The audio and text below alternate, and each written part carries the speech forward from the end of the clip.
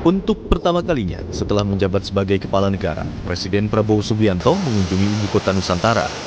Agenda ini menjadi rangkaian kunjungan kerja Presiden Prabowo ke Kalimantan setelah meresmikan sekolah rakyat di Banjarbaru, Kalimantan Selatan dan meresmikan kilang terintegrasi milik PT Pertamina di Balikpapan, Kalimantan Timur. Menteri Sekretaris Negara Prasetyo Hadi bilang Prabowo memerintahkan percepatan pembangunan kantor pemerintahan di IKN dan bisa rampung pada 2028 mendatang. Presiden Prabowo juga meminta otorita IKN dan Menteri PU mengoreksi desain dan fungsi IKN.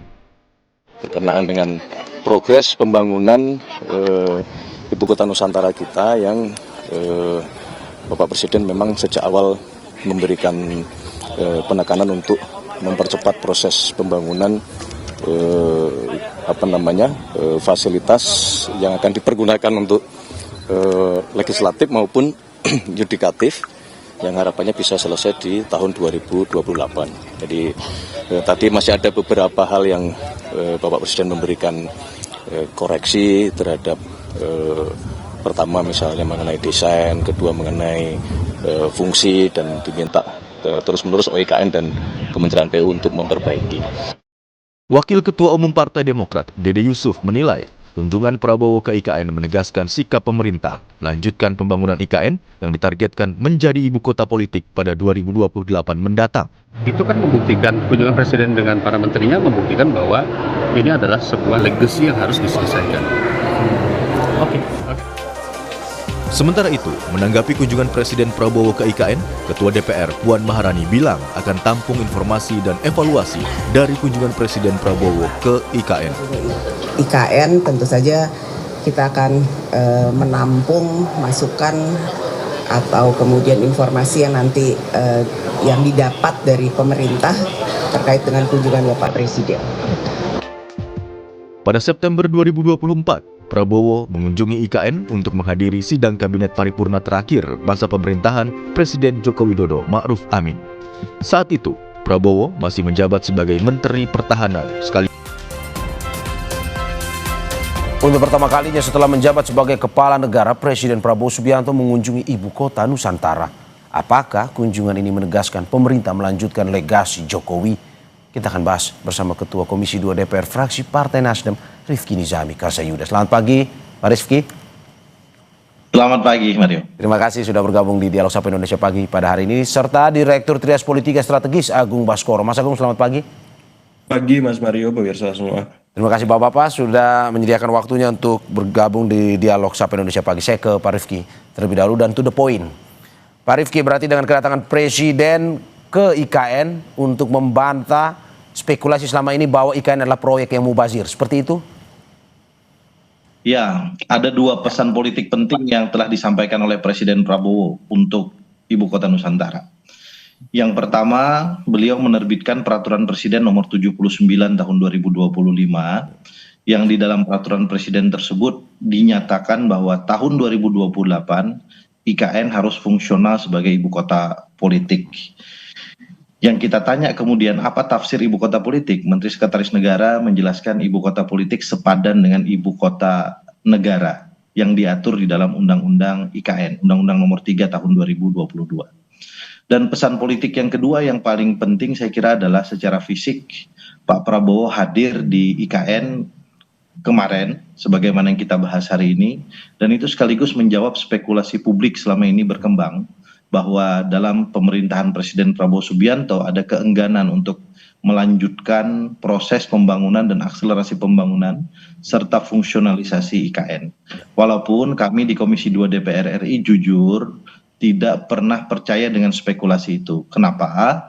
Karena dalam pembahasan anggaran misalnya di Komisi 2 DPR RI yang kebetulan kami merupakan mitra kerja dari Otorita Ibu Kota Nusantara, anggaran IKN itu sejak tahun 2024, 2025 dan sekarang menginjak 2026 selalu diberikan porsi anggaran yang cukup dan memadai untuk melakukan pembangunan infrastruktur di IKN.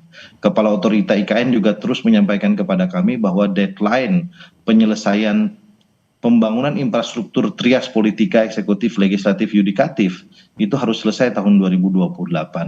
Tetapi kan kemudian informasi yang diterima oleh DPR, oleh pemerintah itu tidak serta-merta bisa diterima oleh rakyat. Politik ini harus juga menunjukkan panggung depan. Dan Presiden Prabowo saya kira telah menunjukkan panggung depan keberpihakannya kepada IKN. Pak Rifki, tapi kan sudah diputuskan bahwa ini bukan program prioritas pemerintah sebenarnya. Prioritas atau tidak prioritas itu kan hal yang harus kita hormati, tapi apapun itu anggaran untuk IKN cukup besar, kemudian keinginan untuk menghadirkan fungsionalisasi IKN tahun 2028 walaupun tidak di state sebagai program strategis nasional misalnya, itu menurut saya adalah bagian juga dari kesungguhan dan prioritas pemerintah untuk Ibu Kota Nusantara. Karena kalau kita melihat ke belakang, anggaran APBN yang telah dikucurkan untuk IKN itu kan hampir 100 triliun. Sehingga kemudian kita no point to return, kita tidak punya pilihan untuk kembali. Kita hanya punya pilihan untuk maju ke depan. Pilihannya adalah berjalan normal, berjalan pelan, atau mau berlari untuk kemudian memastikan IKN ini fungsional. Nah, setelah ini memang akan ada PR, dan saya kira itu juga jadi menjadi konsen dari Komisi 2 DPR RI, karena seluruh bangunan yang ada itu kan harus difungsikan. Karena itu pemerintah harus segera memutuskan kementerian lembaga mana yang harus bermigrasi ke IKN. Kemudian juga menteri-menteri mana, dirjen mana, direktur mana yang paling urgen untuk kemudian memfungsikan IKN. Karena kalau tidak, sepakat dengan Mario, IKN akan menjadi proyek yang mubazir. Pak Rifki, menurut Anda ini lebih ke proyek yang sudah berjalan karena dengan anggaran yang besar, atau sebenarnya pembangunan IKN ini memang ada nilai filosofisnya sebenarnya harus dilanjutkan? Dari seluruh kota di Indonesia, inilah kota pertama dan satu-satunya yang kita bangun sejak awal. Yang dibangun 100% oleh tangan anak negeri, yang tidak ada campur tangan baik desain maupun sentuhan peradaban dari kolonialisasi. Dan karena itu saya kira kita harus bangga memiliki Ibu Kota Nusantara. Oke, saya ke Mas Agung. Mas Agung, menurut Anda kedatangan Presiden Prabowo, seperti tadi dijelaskan oleh Pak Rifki juga, bahwa apakah ini karena sudah keluar uang banyak jadi nggak harus dilanjutkan, atau memang IKN ini adalah simbolis negara yang memang harus tetap dilanjutkan, punya filosofis yang besar? Iya, jelas Mas Mario ya. Kita tahu mindset Indonesia sentris itu akhirnya dilanjutkan oleh Presiden Prabowo karena memang ini harus menjadi program negara, bukan lagi program dari presiden yang satu ke presiden yang lain. Dan saya cukup apresiasi, cukup senang IKN dilanjutkan sehingga mindset Indonesia sentris itu terus dipahami oleh semua. Memang kita harus menjadikan pembangunan ini untuk semua, untuk seluruh provinsi, untuk seluruh rakyat, semacam itu. Jadi ketika kemarin Presiden mampir, turun dengan helinya, kemudian mengapresiasi ya ketua otorita dengan segenap pengurusnya, saya kira itu hal yang patut kita banggakan dan apresiasi, dan harapannya ya pembangunan IKN bisa lebih baik dari waktu ke waktu, walaupun memang ya dilanjutkan tapi memang bukan prioritas semacam itu karena anggarannya tidak sebesar di masa Presiden Jokowi. Tapi yang jelas sustainability ini penting ya, supaya apa, investor tenang, masyarakat juga fokus ke dimensi-dimensi teknokratisnya ketimbang politisnya, sehingga perdebatannya lebih substantif semacam itu. Dan harapannya ini bisa menjadi ya pembelajaran, masukan untuk semua bahwa ya kita bisa membangun istilahnya menghadang beragam kontroversi, pro kontra dan seterusnya, dan harapannya ya ini bisa memberikan manfaat besar bagi kita di masa-masa mendatang. Yang kedua yang paling penting ada manajemen kesan yang ditampilkan oleh Presiden bahwa beliau ingin stabilitas politik di antara ya para presiden itu terjadi ya. Yang saya sering mengatakan istilahnya balancing of power antara pendukung lama, pendukung baru, narasi yang berkembang di depan maupun di panggung belakang. Supaya apa? Supaya kita tidak lelah dengan hal-hal yang kontraproduktif. Ya karena kita ingin ya pembahasan soal IKN ataupun proyek-proyek peninggalan Presiden Jokowi itu bisa ya diharapkan manfaatnya secara substantif ya, bukan kontroversinya, bukan hanya IKN ya, kemudian WUS ataupun bandara-bandara yang belum maksimal operasionalnya, tapi yang jelas dengan pola kepemimpinan Presiden Prabowo semacam ini saya yakin ya balancing of power itu bisa terbentuk, terjadi, dan harapannya bisa membuat komunikasi Presiden Prabowo dengan para presiden yang lain itu semakin optimal. Nah yang ketiga yang paling penting sebenarnya adalah bagaimana melihat IKN ini sebagai sebuah project untuk memastikan ya narasi-narasi kita soal keberlanjutan itu memang benar-benar efektif berlangsung. Apakah soal misalkan tata kelola kota masa depan yang futuristik, kita punya bayangan gitu. Kemarin saya lihat ya di Instagramnya Mas Wamen, Mas Bima Arya, air kerannya bisa diminum, Mas Mario. Ya, Ya ini ya, kan ya, luar biasa. Nah, bagaimana ini bisa dikembangkan di ya. kota-kota besar lain supaya apa? Air kerannya bisa diminum. Tap water itu Kita ya. nggak, Iya, iya, iya. iya. Iya, iya. Terus kemudian kota yang futuristik, ya semuanya terintegrasi. Pertamanannya, kemudian pembangunan transportasinya. Nah, saya ingin melihat bukan hanya di IKN, tapi kota-kota kita juga seperti itu, sebagaimana Oke. kota-kota di luar Oke, negeri. Mas Agung, berarti Anda juga menekankan bahwa ada perlunya menjaga stabilitas politik ya dengan melanjutkan legasi Pak Jokowi ini. Persis, persis. Ini Ya. penting ya, balance of power itu supaya tidak ada dinamika di antara para pendukung maupun di publik sendiri yang selama ini melihat dimensi politiknya lebih kuat, padahal kita harus fokus ke dimensi-dimensi teknokratisnya, bagaimana IKN bisa bermanfaat. Seperti itu. Oke, dan menurut Anda apakah memang semua partai misalkan perlu mendukung keberlanjutan stabilitas politik ini termasuk juga Nasdem? Otomatis Mas ya, kalau kita ingin membangun syarat stabilitas itu utama ya. Kita nggak bisa membangun kalau stabilitas di dalam negeri aja tidak maksimal ya. Karena di luar negeri geopolitik geostrategisnya lagi rentan Ya. ya, ketidakpastiannya besar. Jadi kita harus benar-benar memastikan elit kita, masyarakat kita solid ketika Ya. pemerintah membangun menjalankan Oke. program-programnya. Oke, saya ke Mas Rifki. Mas Rifki, Nasdem pun juga harus menjaga stabilitas politik dengan mendukung IKN, kalau kata Mas Agung. Menurut Anda? Ya, Nasdem kan sudah mendeklarasikan diri sebagai bagian dari pemerintah, kendati memang kami sampai dengan saat ini belum memasukkan kader kami di dalam kabinet pemerintahan Prabowo Gibran sebagai menteri maupun wakil menteri. Tapi kemudian komitmen kami jelas kepada pemerintahan ini.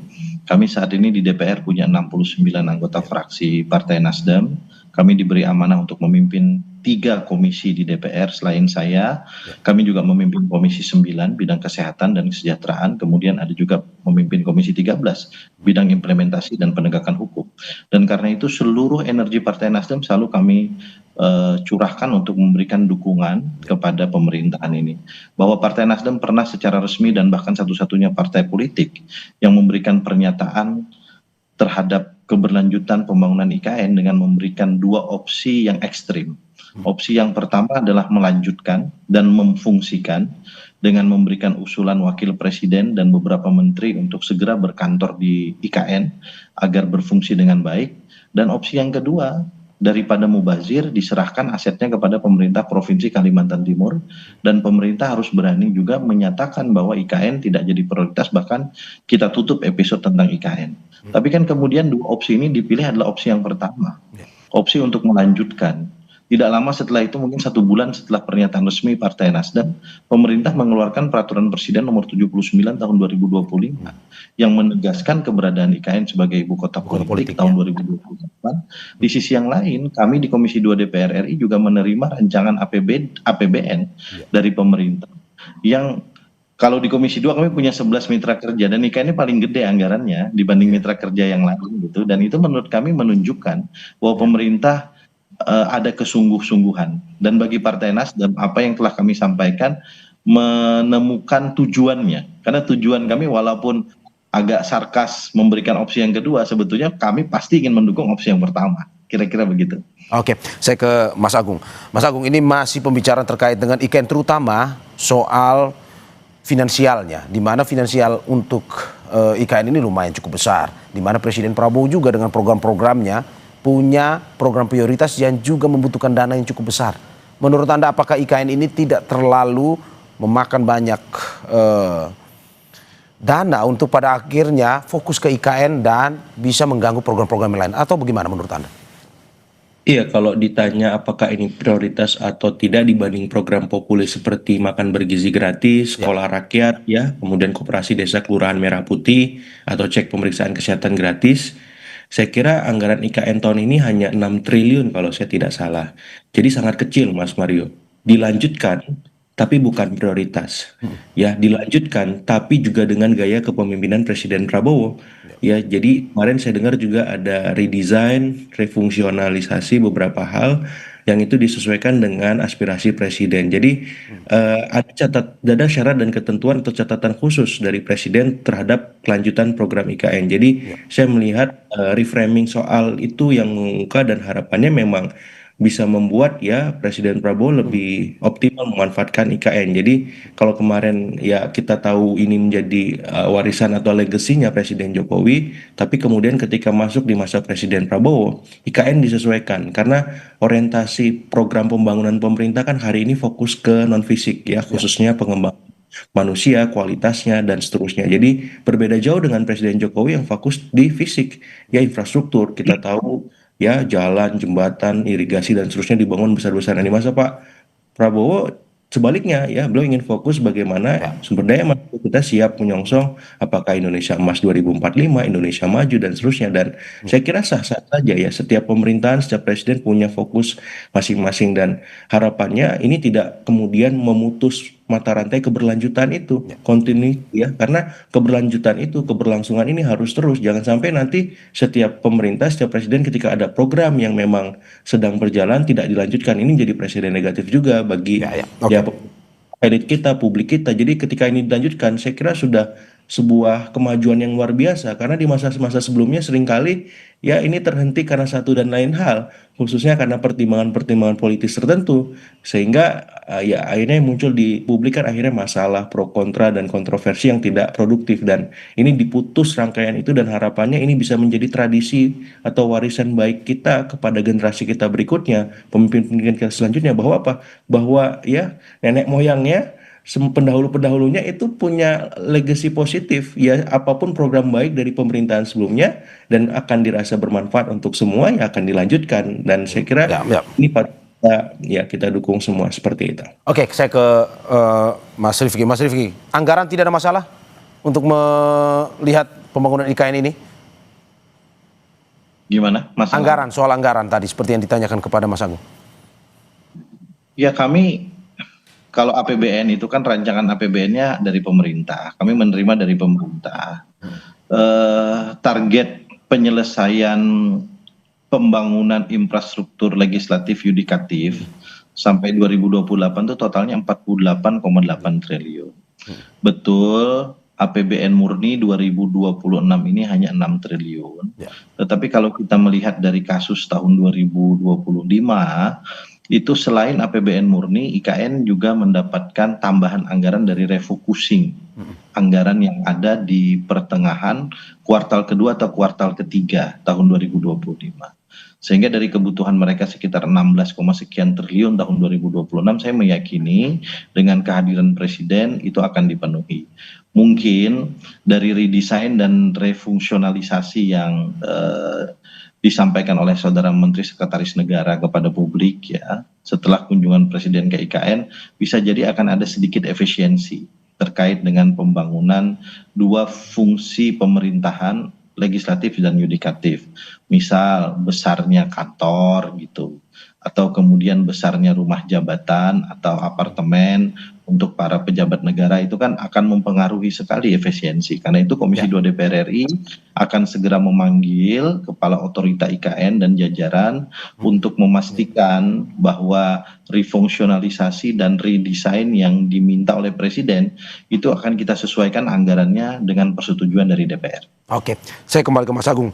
Masih secara politik, Anda melihat bahwa 1 tahun Presiden Prabowo sudah menjabat, tapi baru kali ini setelah setahun nih baru Presiden ke IKN, mengunjungi IKN. Menurut Anda apa sebenarnya makna? Kalau soal stabilitas politik, menurut Anda apakah ini caranya Presiden Prabowo untuk lebih mendekatkan diri dengan para pendukung Pak Jokowi untuk bisa menguatkan nih ke depan terkait dengan kebijakan-kebijakannya, ataupun mungkin untuk bisa menguatkan dia dari kritik-kritik yang datang?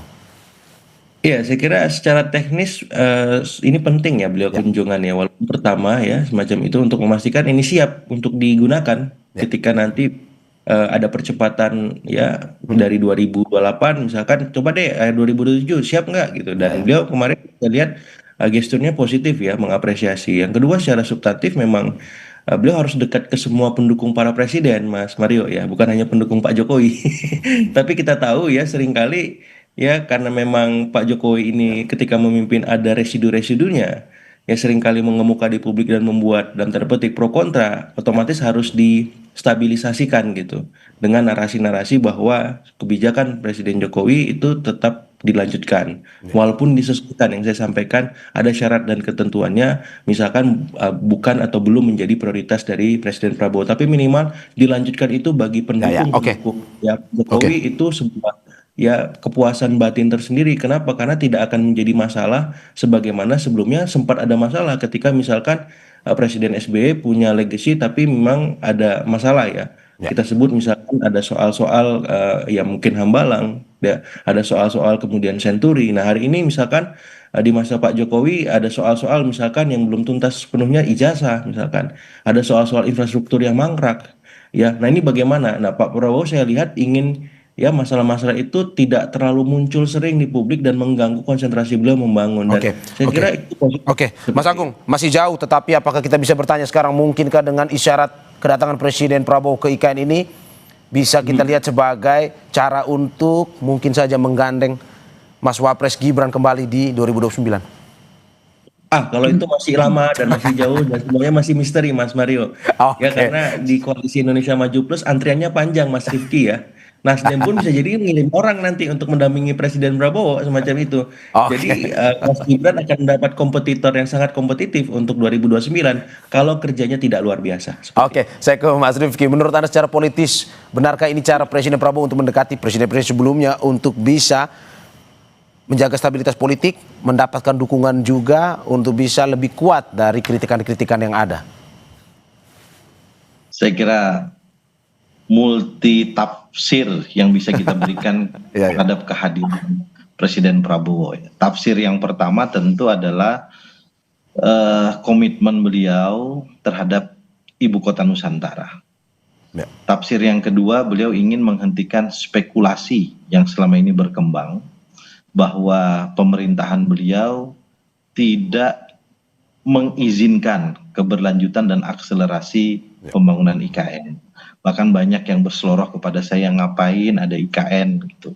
Komisi 2 kok rajin sekali manggil IKN. Dan seterusnya dan seterusnya.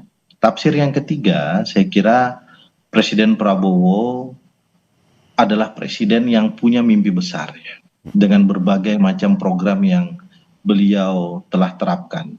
Dan apapun itu, IKN ini kan bagian dari cara berpikir dan bermimpi besar. Apakah itu dari Presiden Jokowi ataukah dari siapapun gitu.